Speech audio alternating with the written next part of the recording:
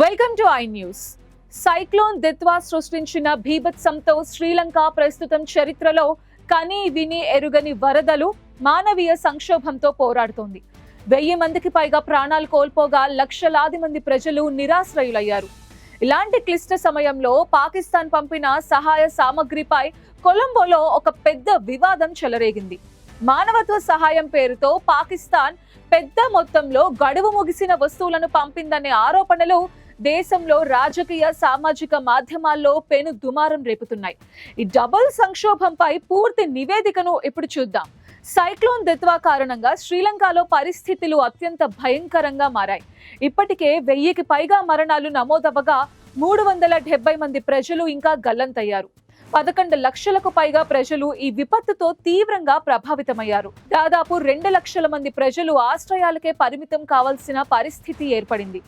శ్రీలంక ఈ సంక్షోభంతో పోరాడుతున్న తరుణంలో పొరుగు దేశమైన భారత్ మానవతా సాయాన్ని అందించడంలో ముందంజలో ఉంది.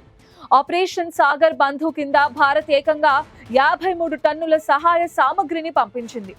ఇందులో టెంట్లు, మందులు, తినడానికి సిద్ధంగా ఉన్న ఆహారం, టార్పాలిన్, వైద్య బృందం, ఎన్డీఆర్ఎఫ్ ప్రత్యేక యూనిట్ కూడా ఉన్నాయి. ఇదే టైంలో శ్రీలంకకు సహాయ సామగ్రిని పంపడానికి పాకిస్తాన్ వేసిన విమానం తమ గగనతలం మీదుగా వెళ్లేందుకు భారత్ కేవలం 4 గంటల్లోనే అనుమతిని ఇవ్వటం విశేషం. మానవతా సహాయం నిండి ఉన్న విమానం అని తెలియటంతో మధ్యాహ్నం 1 గంటకు పాకిస్తాన్ రిక్వెస్ట్ పంపగా తక్షణమే భారత్ ఆమోదించింది.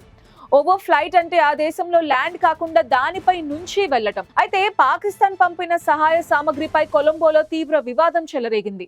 పాకిస్తాన్ అందించిన మానవత్వ సహాయంలో భారీ మొత్తంలో ఎక్స్పైర్ అయిపోయిన వస్తువులు ఉన్నాయని శ్రీలంకలోని రాజకీయ పక్షాలు సోషల్ మీడియాలో ఆరోపణలు వెల్లువెత్తాయి.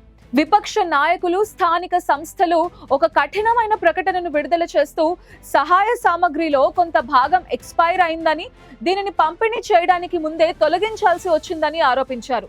సంక్షోభ సమయంలో పంపే సాయం ప్రజల జీవితాలను కాపాడాలి తప్ప వారిని మరింత ప్రమాదంలోకి నెట్టకూడదని శ్రీలంక నాయకులు ఆగ్రహం వ్యక్తం చేశారు. వారు వెంటనే వ్యవహారంపై స్పష్టత, జవాబుదారీతనం, గడువు ముగిసిన వస్తువుల స్థానంలో కొత్త వాటిని పంపాలని డిమాండ్ చేశారు.